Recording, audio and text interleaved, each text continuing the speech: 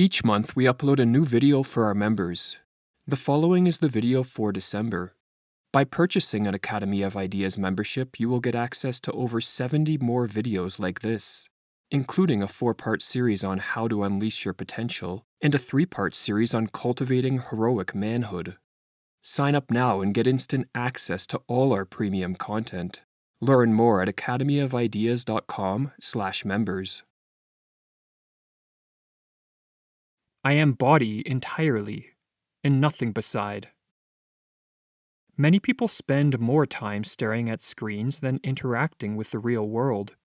Hour upon hour, day after day, it is just eyes and ears that act as inputs and mouths and fingers that act as outputs.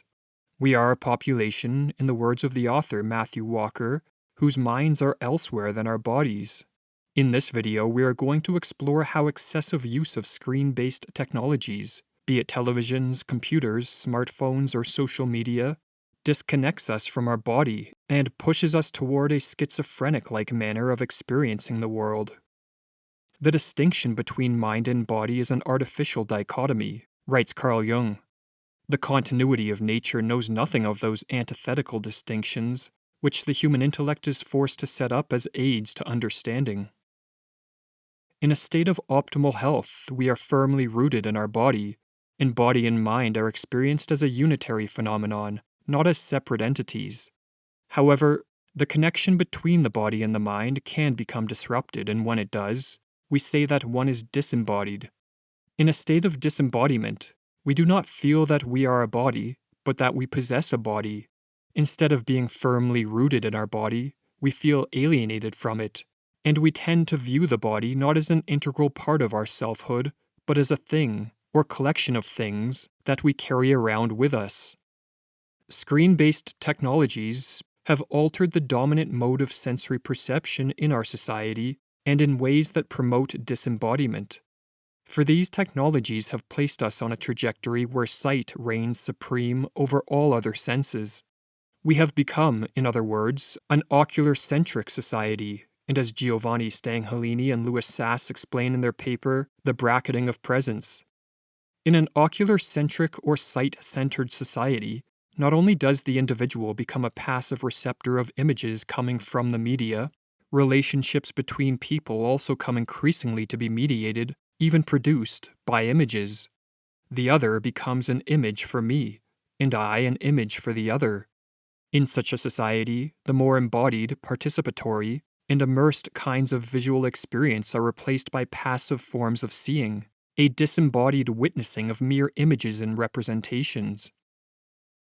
No longer are social interactions primarily between men and women in the flesh and blood, as was the case for practically all human history. Now pictures, videos, strings of text, and emojis, such are the disembodied forms of representation that define many of our relationships. Everything that was directly lived, writes Guy Debord, has receded into a representation. Screen-based technologies have also led to a surge in forms of work and pastimes that sever the connection between body and mind. A lot of us spend upwards of 8 hours a day staring at a screen and tapping on a keyboard or mouse, as the rest of our body stays stationary. In our leisure, we take part in activities such as playing video games, watching Netflix or sports on TV, browsing the internet or scrolling social media feeds, all activities that are mind-rich and body-poor.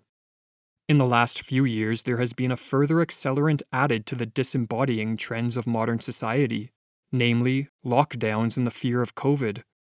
Sight is usurping touch. Images are deposing bodies. Virtuality is replacing reality. And now the fear of being contaminated by the COVID virus has further reinforced the tendencies toward decorporealization, dematerialization, and social isolation, at least in terms of body-to-body relationships. Instead of working in the presence of others and attending face-to-face meetings in the flesh, lockdowns forced many into remote work and a reliance on the disembodied video chat. Some people became so afraid of other people that social events over video became the norm. Children were conditioned to fear playing with friends, and even doctors' visits were done remotely. While some have overcome this neurotic fear of other people in the flesh and blood, others are still petrified and remain working remotely, socializing with images and taking part in pastimes that lack the presence of real people. A severing of the connection between body and mind is disorienting and leads to a myriad of life problems. To understand some of these, we can turn to the condition of schizophrenia, which, as Louis Sass and Elizabeth Pienkos write, consists of an extreme disembodiment, a sense of radical separation from one's own being as a physical entity. Firstly, disembodiment affects movement. When disconnected from the body, we do not move in the graceful manner that signifies health, but in a jerky and rigid manner. Literal jerkiness of body movement is already found in the prodrome to schizophrenia, i.e., before the illness is manifest, explains Ian McGilchrist. Disembodiment also disrupts the ability to tap into the power of the intuitive self. Intuition is knowledge or wisdom which is not preceded by chains of explicit thought or reasoning. Instead, intuition occurs in flashes of insight, or wells up through physical sensations in the body. For example, we may have a gut feeling or butterflies in our stomach. To access our intuitions, we must be firmly connected to the body and capable of sensing the physical signals that emanate from it, or as Ian McGilchrist explains, even if intuitions manifest as cognitive, they are embodied, in the sense that they are both informed by and inform the motion of our limbs, our breathing and pulse, the emotion of our heart and gut and mind, together with alert perception and intelligent insight, all manifest in interaction with, rather than abstraction from, the world. When disconnected from the body, the ability to act with the intuitive skill of common sense, or what the Italian philosopher Giambattista Vico called judgment without reflection, will falter. For common sense, as McGilchrist explains, is the ultimate embodied skill, and much of the suffering of the schizophrenic arises from their lack of common sense. Or as McGilchrist explains, a loss of common sense is perhaps the most invariable accompaniment of schizophrenia. In such patients, a return of common sense, if it can be procured, is a sign of recovery. Lacking common sense, the schizophrenic will turn to overthinking as a replacement.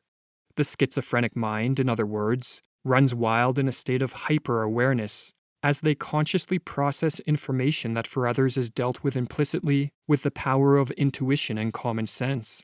Or as McGilchrist writes, schizophrenics attempt to compensate for a loss of intuition and common sense, of that vital, pre-reflective grasp of reality, by a sort of pseudo-philosophizing, or hyper-reflection on experience, essentially a disease of over-awareness, in which things that should run smoothly at the preconscious level are yanked into the focus of awareness, where life comes to a juddering halt. It is not just the schizophrenic who overthinks in response to a lack of common sense. Rather, this cognitive style, albeit in a milder form, has spread throughout the population at large. Disconnected from the body, many of us rely too little on its intuitive wisdom and lean too heavily on the power of consciousness. The growing consciousness is a danger and a disease, wrote Friedrich Nietzsche. These disembodying social trends, fueled by the excessive use of screen-based technologies, are not leading us in a positive direction. If allowed to progress in the direction of a virtual world or a metaverse, where representations flood all our senses, we may reach the point where the representation becomes more important than the reality behind it. Or to quote the German anthropologist Ludwig Feuerbach, we will become a society who prefers the sign to the thing signified, the copy to the original, representation to reality, appearance to essence. In 1962, when screen-based technologies were still in their infancy, Daniel Boorstin saw such a dystopic society begin to form in embryo, and as he warned, we suffer primarily not from our vices or our weaknesses, but from our illusions. We are haunted not by reality, but by those images we have put in their place. In a world where the image and representation are more important than the reality of what is signified, man will become increasingly disembodied and so move further down the spectrum of a schizophrenic-like condition. However, unlike the schizophrenic, we live in this disembodied world of our own accord. We choose to take part in the activities that disconnect us from our body, and we choose to do it for hour upon hour, day after day. But we can make different choices. We can increase the amount of time we spend with people in the flesh and blood, take part in pastimes that use more than just eyes, ears, and fingertips, and limit how often we stare at screens. And for those who choose more of the real over the virtual, and who use more of the body in interaction with the real world, such a choice will be a step toward a revitalization of life. For as Nietzsche wrote, "The body is a great sage, a many with one purpose, a war and a peace, a flock and a shepherd. There is more sense in your body than in your best wisdom."